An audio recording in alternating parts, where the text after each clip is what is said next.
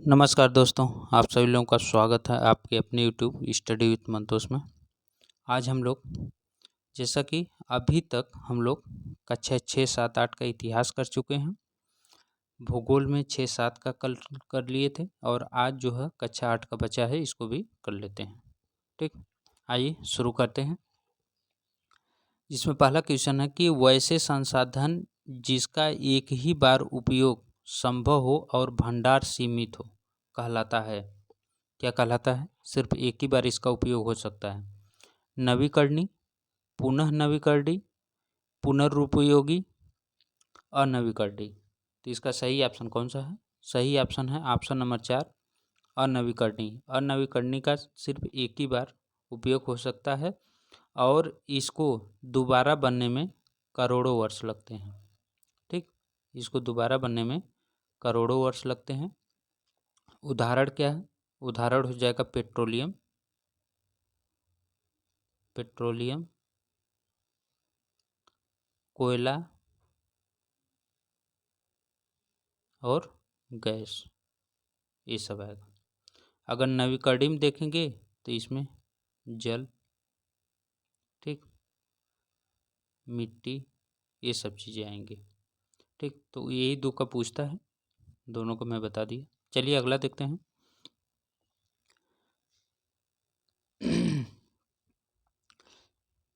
अगला प्रश्न है,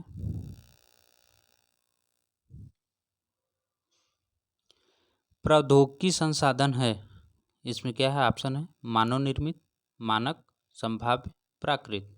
तो इसका सही ऑप्शन कौन सा है? सही ऑप्शन है वो जो मानव निर्मित है, वो प्रौद्योगिकी संस्थान है। प्रौद्योगिकी संसाधन है जो मानव निर्मित है। ठीक, चलिए अगला देखते हैं।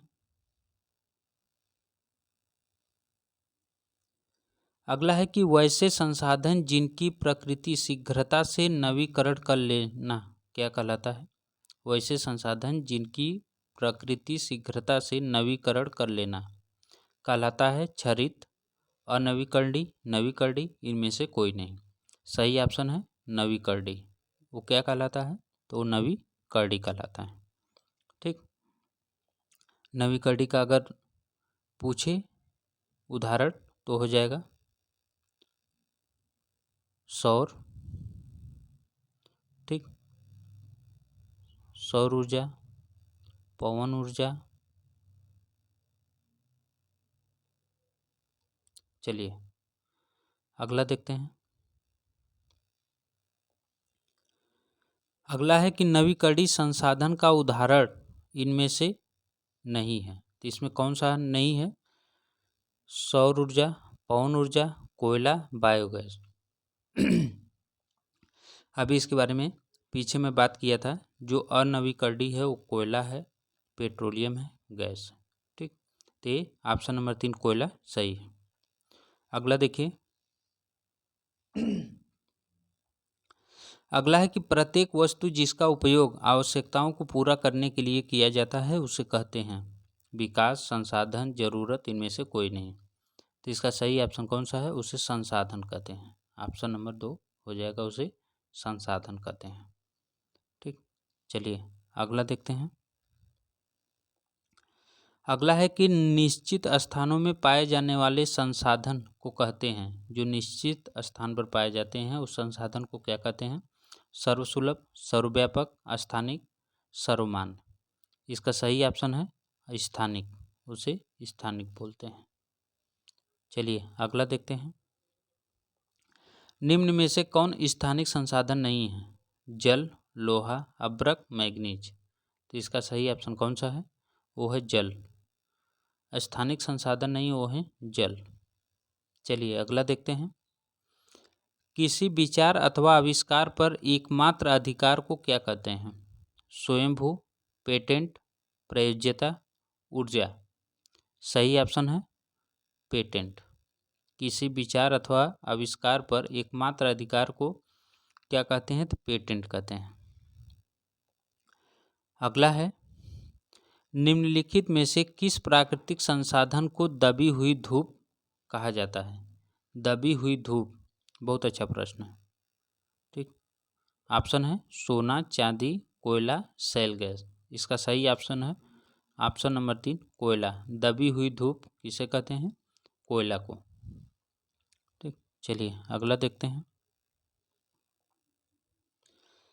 अगला है कि ज्वारी एवं तरंग ऊर्जा उत्पादन हेतु भारत के अधिक अनुकूल परिस्थितियां कहाँ पाई जाती हैं? ज्वारी एवं तरंग ऊर्जा उत्पादन हेतु भारत के अधिक अनुकूल परिस्थितियां कहाँ पाई जाती हैं? ऑप्शन है खंभात की खाड़ी में, मन्नार खाड़ी में, गंगा नदी में, कोसी नदी में।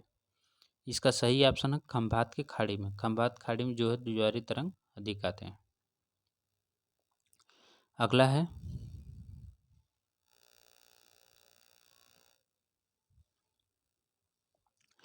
निम्नलिखित कथनों पर विचार करें। नवीकरणीय संसाधन वे हैं जो जल्द से नवीकृत या पुनः पूर्ति कर दिए जाते हैं। दूसरा है कि सभी नवीकरणीय संसाधन मानव गतिविधियों द्वारा असीमित और अप्रभावित हैं। तो इसमें उपर्युक्त में से कौन सा सही है ये आपको बताना है। तो इसमें केवल एक सही है। ठीक, केवल इसमें एक सही है, दूसरा गलत है। चलिए अगला देखते हैं। अगला है कि निम्न पर विचार करना है। कोल, पेट्रोलियम, पानी, प्राकृतिक गैस उपर्युक्त में से कौन सा गैर नवीकरणीय संसाधन है? इसमें गैर नवीकरणीय संसाधन कौन सा है? 1 2 1 2 4 2 3 4 उपर्युक्त सभी। इसका सही ऑप्शन कौन सा है? तो इसका सही ऑप्शन है 1 2 4। 1 2 4 जो है वो गैर नवीकरणीय संसाधन है। ठीक, पानी जो है वो गैर नवीकरणीय नहीं। ठीक, चलिए अगला देखते हैं।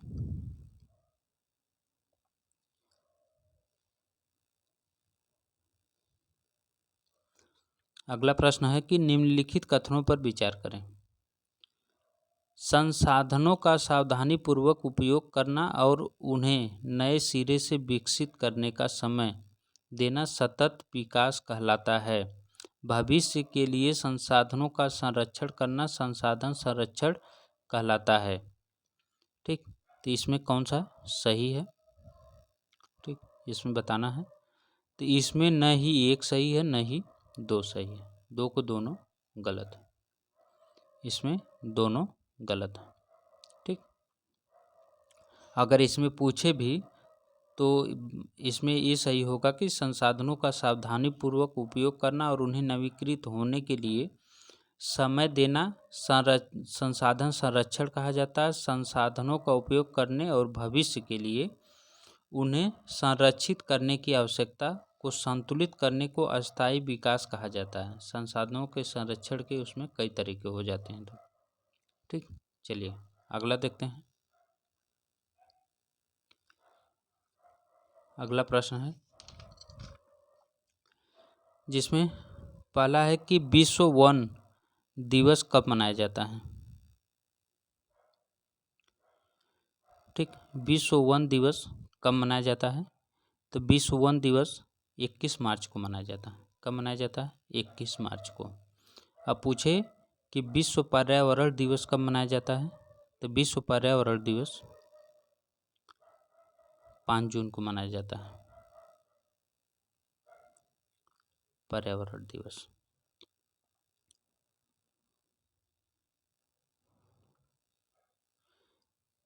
21 मार्च और 23 सितंबर ये दो दिन जो हैं 21 मार्च 23 सितंबर को ये सूर्य जो है वो सूर्य ये विषुवत रेखा पर चमकता है। ये भी याद करके रखिएगा, इसके बारे में पीछे बता भी दिया हूँ। ठीक, इतना चीज़ें तो आपको याद करके रखनी है। ठीक, चलिए आगे देखते हैं। अगला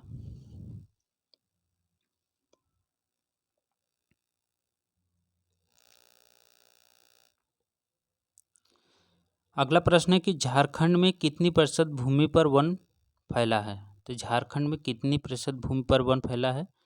29%, 35%, 47%, 39%। सही ऑप्शन है 29% भूमि पर वहाँ पे जो है वो वन है। ठीक, अगर पूछे कि भारत के कितने प्रतिशत क्षेत्र पर वन है तो वो है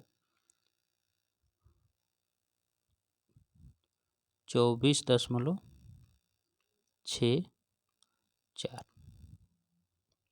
ठीक, चलिए अगला देखते हैं। अगला है कि अलवण जल पृथ्वी पर कितना प्रतिशत है। तो अलवण जल पृथ्वी पर कितना प्रतिशत है, तो इसका सही ऑप्शन है ऑप्शन नंबर 3, 2.5%। 2.5% जल पृथ्वी पर अलवण जल है। ठीक, चलिए अगला देखते हैं। अगला प्रश्न है कि रेगुर मृदा किसे कहते हैं। तो रेगुर मृदा किसे कहते हैं, ऑप्शन है लाल मृदा को, काली मृदा को, जलोढ़ मृदा को, लेटेराइट मृदा को। सही ऑप्शन है काली मृदा को। रेगुर मृदा, कपासी मृदा, ये सब काली को बोले। स्वतः जुताई वाली मृदा, ये सब काली मृदा हैं।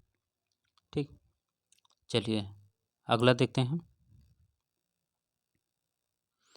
अगला है कि बेतला राष्ट्रीय उद्यान झारखंड के किस जिले में स्थित है। तो झारखंड के किस जिले में स्थित है, गुमला, लातेहार, पलामू, गढ़वा। सही ऑप्शन है लातेहार में है वो। कहाँ पे है, लातेहार। ठीक, चलिए अगला देखते हैं। अगला है कि मृदा निर्माण के कारक हैं वायुदाब, जलवायु, चंद्रमा का गुरुत्व, इनमें से कोई नहीं। तो इसका सही ऑप्शन कौन सा है, सही ऑप्शन है ऑप्शन नंबर 2, जलवायु। जलवायु जो है वो मृदा निर्माण के कारक हैं। चलिए अगला देखते हैं।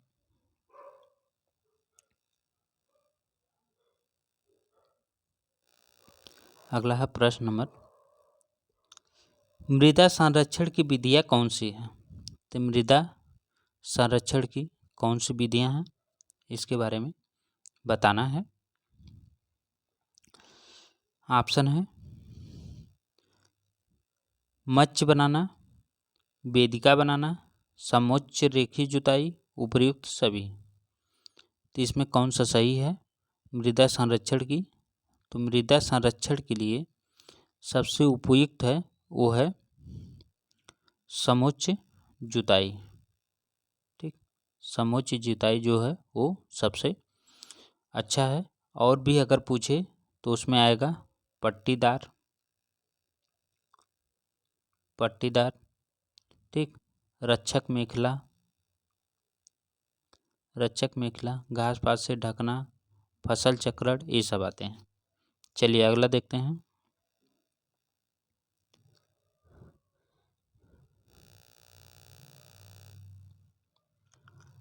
अगला प्रश्न है कि पृथ्वी को नीला ग्रह क्यों कहा जाता है। इसको नीला ग्रह क्यों कहा जाता है, अभी कल की वीडियो में मैं इसका एक जो है कि ट्रिक बताया था। वो जो लोग नहीं देखे होंगे कल का वीडियो जाके देख सकते हैं।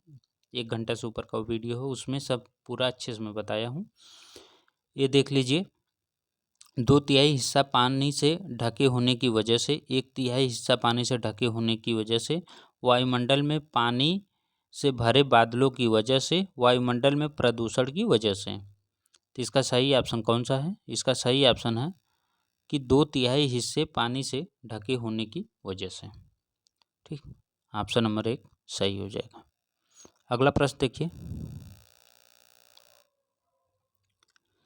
अगला प्रश्न है कि विश्व की कितनी प्रतिशत भूमि कृषि योग्य है। विश्व की कितनी प्रतिशत भूमि कृषि योग्य है। ऑप्शन है 20%, 11%, 22%, 93%। तो इसका सही ऑप्शन कौन सा है, सही ऑप्शन है ऑप्शन नंबर 2, 11%। 11% जो है वो भूमि कृषि योग्य है। ठीक, चलिए आगे देखते हैं।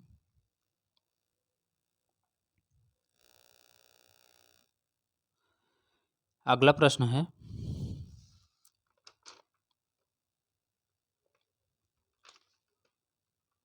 प्रश्न नंबर 10। उच्च तापमान और अधिक वर्षा वाले क्षेत्रों में कैसी मृदा पाई जाती है? उच्च तापमान और अधिक वर्षा वाले क्षेत्रों में पूछ रहा है। ऑप्शन है जलोढ़ मृदा, लैटेराइट मृदा, वन मृदा, काली मृदा। तो इसका सही ऑप्शन कौन सा है? तो इसका सही ऑप्शन है ऑप्शन नंबर 2, लैटेराइट मृदा। जिस क्षेत्र में सबसे अधिक तापमान होता है, उच्च वर्षा होती है, उस सब में जो है लैटेराइट मृदा पाई जाती है। अगला देखिए,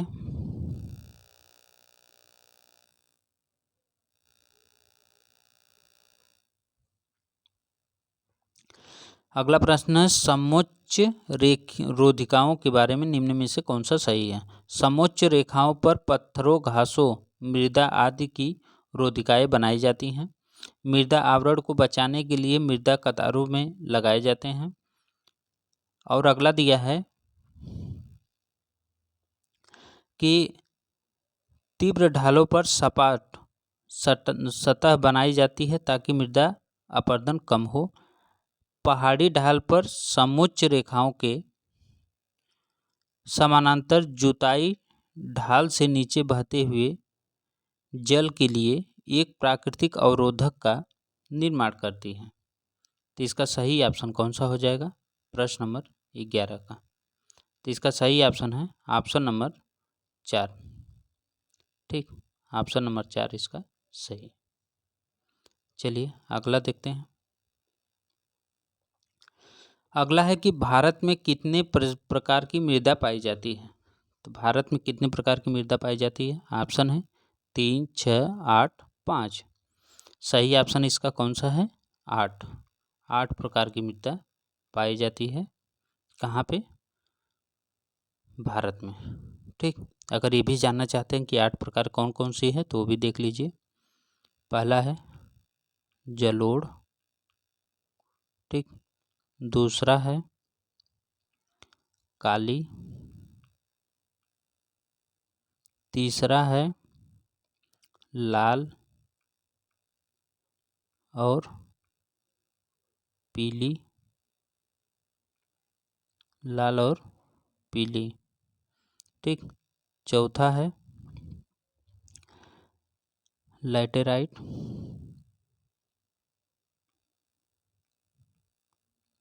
लैटेराइट,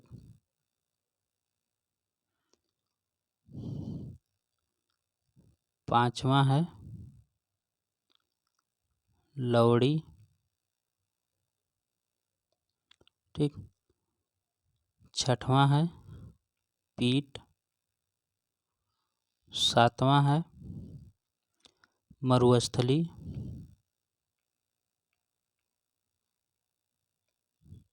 ठीक, मरुस्थली, आठवां हो जाएगा पर्वती। ये हैं 8 प्रकार की मिट्टियाँ।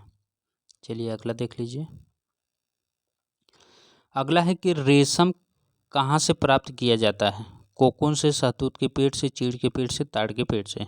सही ऑप्शन है शहतूत के पेड़ से रेशम पाया जाता है।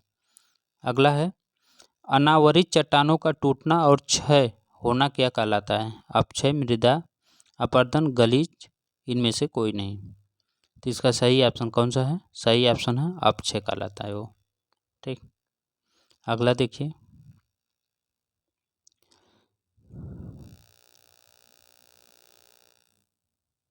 देखिए अगला है कि निम्नलिखित पर विचार करें। पहाड़ों की खड़ी ढाल, रेगिस्तानी इलाके, नदी घाटियाँ, घने जंगल वाले क्षेत्र। उपर्युक्त क्षेत्रों में कौन सा क्षेत्र कम आबादी वाला है? 1, 2, 3, 1, 2 और 4, 2, 3 और 4, उपर्युक्त सभी। तो इसमें 15 में कौन सा सही है? इसका सही ऑप्शन है ऑप्शन नंबर 2। ठीक, 1, 2 और 4 सही है। पहाड़ी ढालों की दूसरा है रेगिस्तान इलाके, चौथा है घने जंगल वाले क्षेत्र। चलिए अगला देखते हैं। अगला प्रश्न है निम्नलिखित कथनों पर विचार करें। जोखिम मानचित्र, प्रतिधारी दीवार का निर्माण। अगला है वनस्पति में मृद्धि और वनों की कटाई। तो इसका सही ऑप्शन कौन सा हो जाएगा, देख लीजिए। इसमें पूछ रहा है कि उपयुक्त उपायों में कौन भूस्खलन के लिए अल्पीकरण में मदद कर सकता है। तो इसका सही ऑप्शन कौन सा हो जाएगा, इसका सही ऑप्शन है 1, 2, 3। 1, 2, 3 जो है वो भूस्खलन के अल्पीकरण में मदद कर सकता है। अगला है कि निम्नलिखित कथनों पर विचार करें। प्राकृतिक वनस्पति और वन्य जीव केवल जैव मंडल में पाए जाते हैं। जैव मंडल में सभी जीवित जाति और जीवित रहने के लिए एक दूसरे से परस्पर संबंधित और निर्भर करती हैं। उपयुक्त कथनों पर विचार करना है, इसमें कौन सा सही है। तो इसमें 1 और 2 दोनों सही है, इसमें दोनों सही है। प्राकृतिक वनस्पति और वन्य जीवन केवल जैव मंडल में पाए जाते हैं।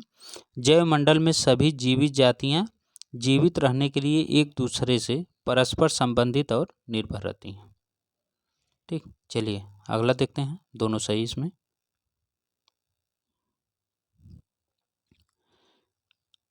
अगले प्रश्न की अगर हम बात करें तो अगला प्रश्न है, सतह के निकट स्थित खनिजों को किस प्रक्रिया द्वारा निकाला जाता है। सतह के निकट पूछ रहा है। ऑप्शन है उत्खनन, प्रवेधन, कूपक, उपयुक्त सभी।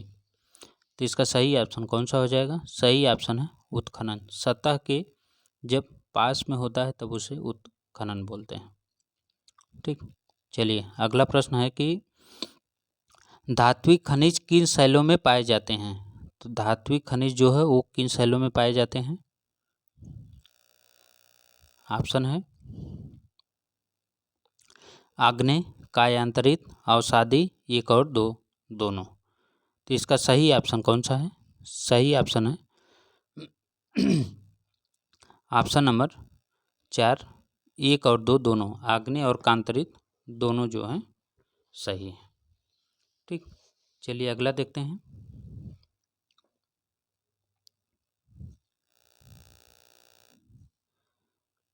अगला प्रश्न है कि बॉक्साइट का सबसे बड़ा उत्पादक देश कौन सा है। बॉक्साइट का सबसे बड़ा उत्पादक देश कौन सा है। ऑप्शन है भारत, पाकिस्तान, ऑस्ट्रेलिया, नाइजीरिया। तो इसका सही ऑप्शन कौन सा है, सही ऑप्शन है ऑप्शन नंबर 3, ऑस्ट्रेलिया। ऑस्ट्रेलिया जो है बॉक्साइट का सबसे बड़ा उत्पादक देश है। अगला प्रश्न है कि चट्टानें कितने प्रकार की होती हैं। ऑप्शन है 1, 2, 3, 4। सही ऑप्शन है 3 प्रकार की। कौन कौन, आग्नेय, अवसादी और कायांतरित। अगला है कि खनिज निम्न में से किस संसाधन का उदाहरण है। नवीकरणीय, अनवीकरणीय, 1 और 2 इनमें से कोई नहीं। सही ऑप्शन है अनवीकरणीय। खनिज संसाधन जो है वो नवीकरणीय, क्योंकि इनको बनने में करोड़ों वर्ष लगते हैं। ठीक, अगला देख लीजिए। रानीगंज पश्चिम बंगाल किस खनिज के लिए प्रसिद्ध है। कोयला, सोना, तांबा, हीरा। सही ऑप्शन है कोयला। रानीगंज जो है वो कोयला के लिए प्रसिद्ध है। अगला प्रश्न है कि झरिया, धनबाद और बोकारो किस राज्य में स्थित हैं। किस राज्य में है, ये झारखंड में। ऑप्शन नंबर 2 सही हो जाएगा। ठीक, चलिए अगला, पेट्रोलियम और इसके उत्पन्न होने वाले उत्पादों को क्या कहते हैं, क्या कहते हैं। ऑप्शन है काला सोना, सफ़ेद सोना, हरा सोना, इनमें से कोई नहीं। तो इसका सही ऑप्शन है उसे काला सोना कहते हैं। पेट्रोलियम और इससे उत्पन्न होने वाले उत्पाद को काला सोना कहते हैं। ठीक, चलिए अगला देखते हैं। डाट डाट एक या एक से अधिक खनिजों का समूहन है। अयस्क, शैल, लौह खनिज, इनमें से कोई नहीं। सही ऑप्शन है शैल। शैल जो है एक से अधिक खनिजों का समूहन है। अगला प्रश्न है कि अभ्रक डाट डाट खनिजों का उदाहरण है। अभ्रक किसका उदाहरण है, लौह, अलौह, धात्विक, अधात्विक। सही ऑप्शन है अधात्विक का है। ठीक, अगला है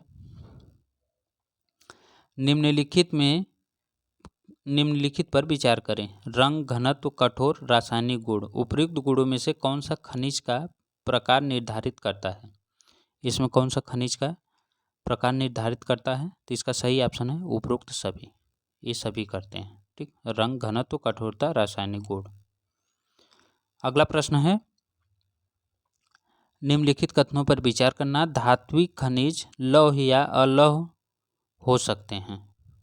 ठीक, अधात्विक खनिज के उदाहरण में लौह अयस्क, मैग्नीज, क्रोमाइट, सोना, चांदी, तांबा, सीसा आदि शामिल हैं। ठीक, तो इसमें बताना है कि उपर्युक्त में से कौन सा सही है। तो इसमें ये दोनों सही है। ठीक, इसमें ये दोनों सही हैं। चलिए अगला देखते हैं।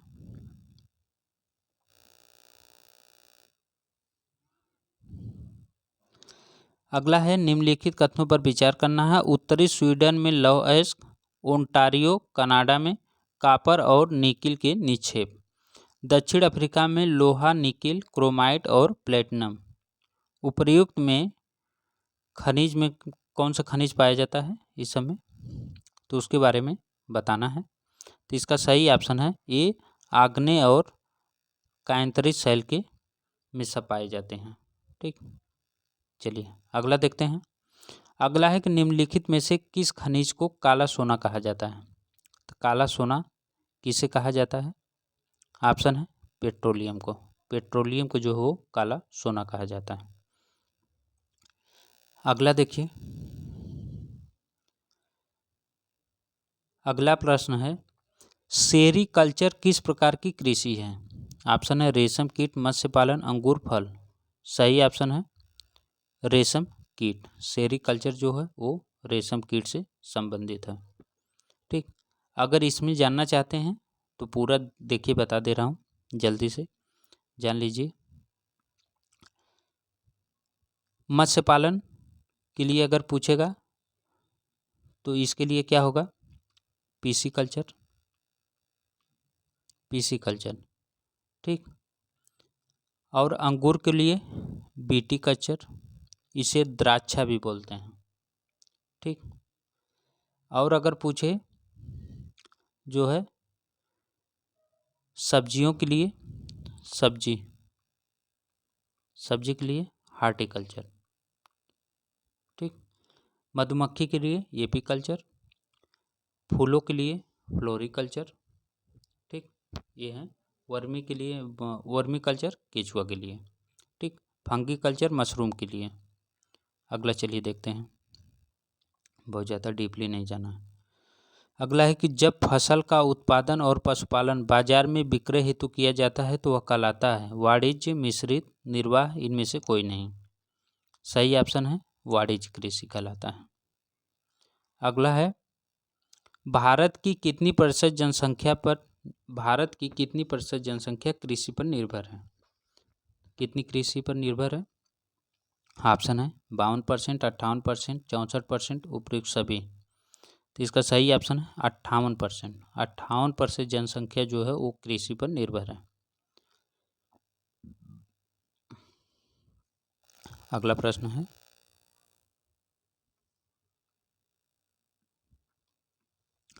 निम्नलिखित वक्तव्यों पर विचार कर सही विकल्प का चुनाव करें। प्राथमिक गतिविधियों में प्राकृतिक संसाधनों का निष्कर्षण और उत्पादन शामिल होता है।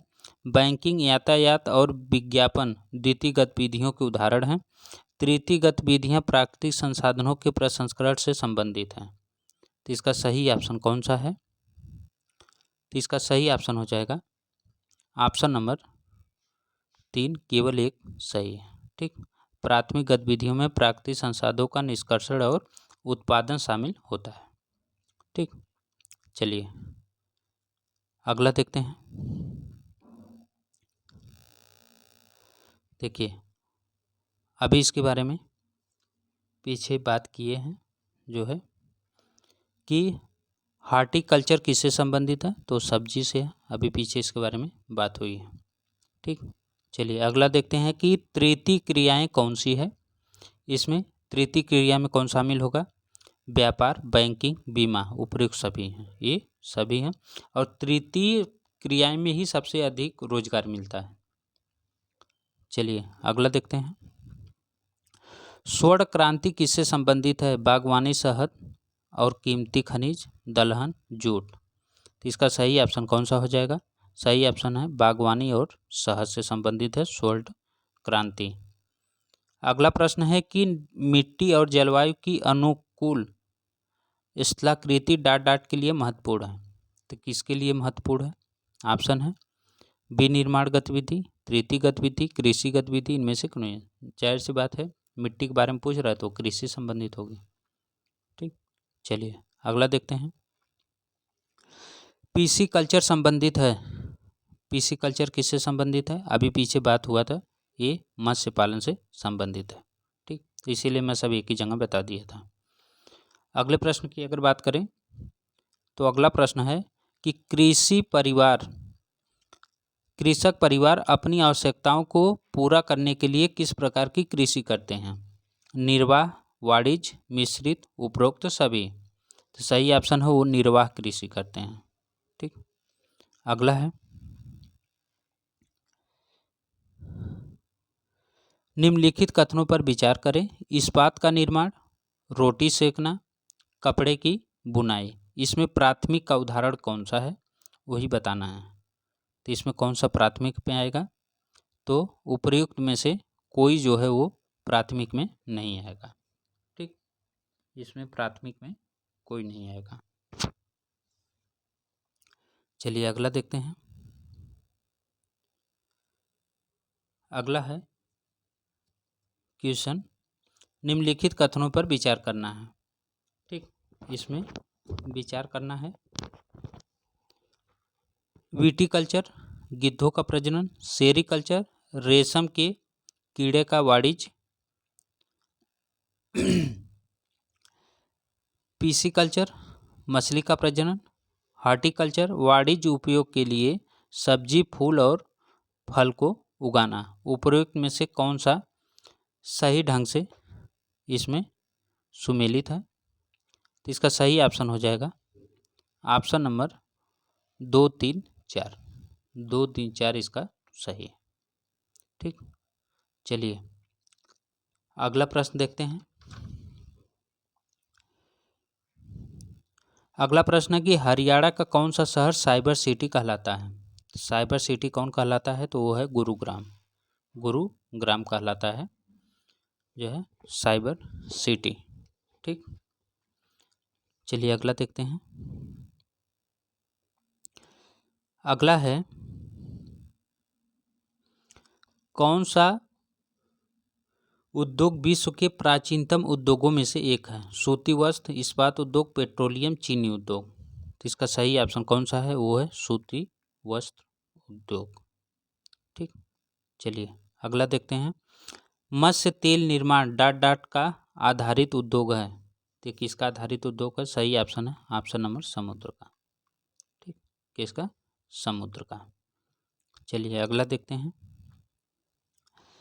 उद्योगों को किस आधार पर वर्गीकृत किया जा सकता है? ऑप्शन है कच्चा माल, आकार, स्वामित्व, उपरोक्त सभी। तो इसका सही ऑप्शन कौन सा हो जाएगा? सही ऑप्शन है उपरोक्त सभी।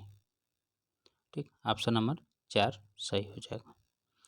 अगला प्रश्न है कि खाद्य संसाधन डॉट डॉट पर आधारित है। खनिज, कृषि, समुद्र, वन। तो इसका सही ऑप्शन है कृषि पर आधारित है। अगला है कि प्राकृतिक रेशे कौन कौन हैं? ऊन, सिल्क, कपास, उपरोक्त सभी। सही ऑप्शन है उपरोक्त सभी। प्राकृतिक रेशे में उपरोक्त सभी आएंगे।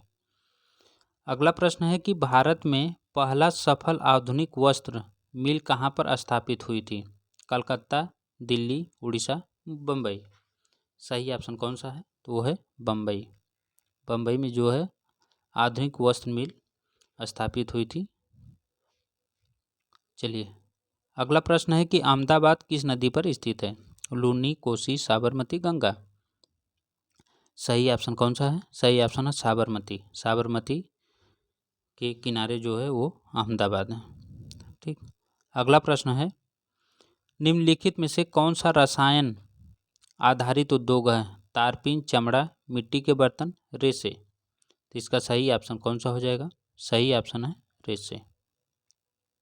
वो है रेशे। चलिए अगला देखते हैं।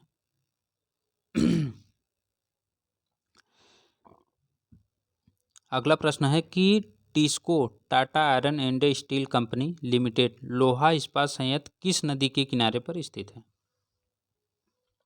कौन से नदी के किनारे पर है? ये तो स्वर्ण रेखा नदी के किनारे पर है, झारखंड में बहुत फेमस है। ठीक, चलिए अगला देखते हैं।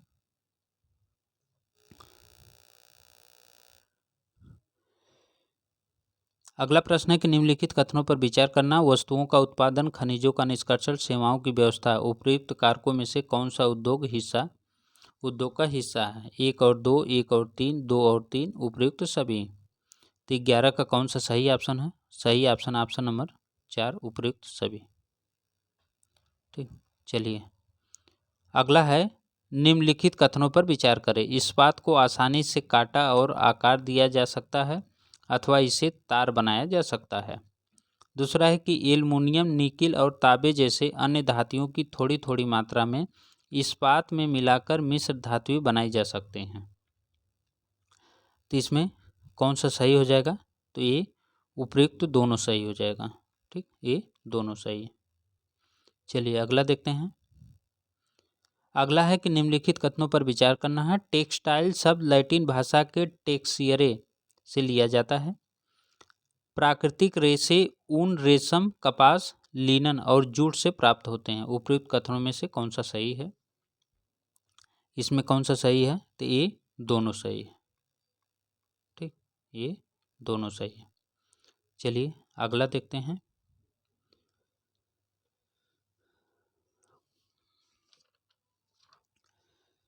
अगला है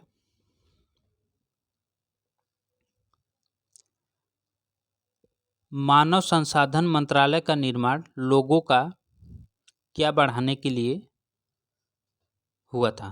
जो मानव संसाधन मंत्रालय है इसका लोगों को क्या बढ़ाने के लिए निर्माण किया गया था? ऑप्शन है आयु, आवश्यकता, इच्छा, कौशल। तो इसका सही ऑप्शन कौन सा है? कौशल। सही ऑप्शन नंबर 4, कौशल। ठीक, चलिए अगला देखते हैं। प्राकृतिक वृद्धि दर क्या है? जन्म दर की कमी, मृत्यु दर की कमी, जन्म दर और मृत्यु दर का अंतर, इनमें से कोई नहीं। सही ऑप्शन है जन्म दर और मृत्यु दर का अंतर। चलिए अगला देखते हैं। अगला है कि भारत में जीवन प्रत्याशा दर कितनी है? 62.2 वर्ष, 61.2 वर्ष, 67.2 वर्ष, 69.2 वर्ष। सही ऑप्शन है 67.2 वर्ष। अगला है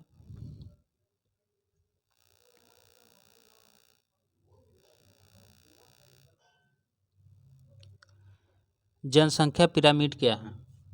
जनसंख्या पिरामिड क्या है?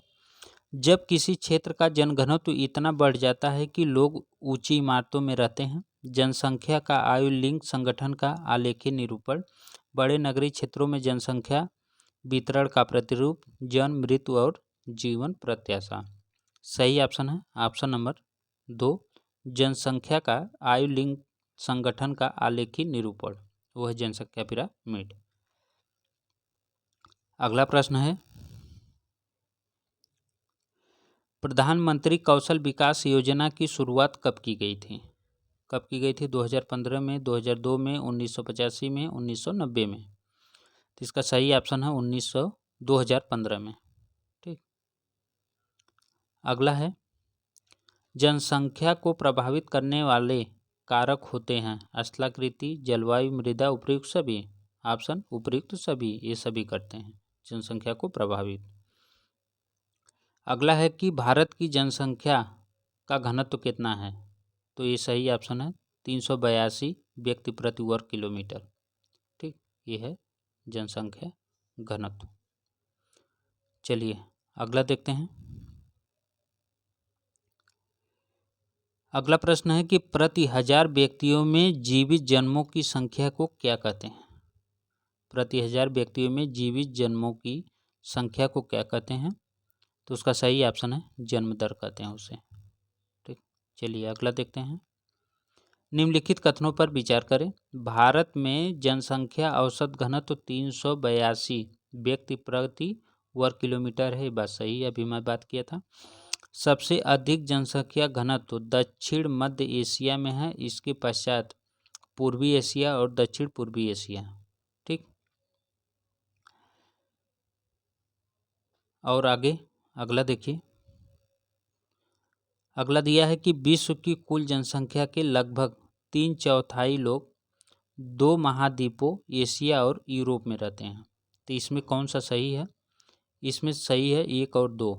ठीक, 1 और 2 है। ये मध्य एशिया और दक्षिण पूर्व एशिया और दक्षिणी पूर्वी एशिया में रहते हैं, और ये वाला गलत है क्योंकि वो एशिया और अफ्रीका में रहते हैं। ठीक, यूरोप में नहीं। चलिए अगला देखते हैं। अगला है कि निम्नलिखित कथनों पर विचार करें। एक देश का जनसंख्या पिरामिड जिसमें मृत्यु दर कम हो रही है, आधार पर चौड़ा और ऊपर तीव्रता से सकरा हो जाता है। यह जापान के लिए पिरामिड में दृष्टिगोचर होता है। तो इसमें कौन सा सही है? तो इसमें केवल एक सही है। ठीक, इसमें केवल एक सही है। ठीक, ये रहा पूरा आज का प्रश्नों का श्रृंखला। कक्षा 8वीं तक का आप लोगों का पूरा हो गया, इतिहास और भूगोल। अब रह गया नागरिक शास्त्र, वो भी जो है पूरा हो जाएगा। ठीक, फिर मिलेंगे नेक्स्ट वीडियो में। वीडियो को लाइक शेयर और चैनल को सब्सक्राइब करना मत भूलिएगा। Thank you.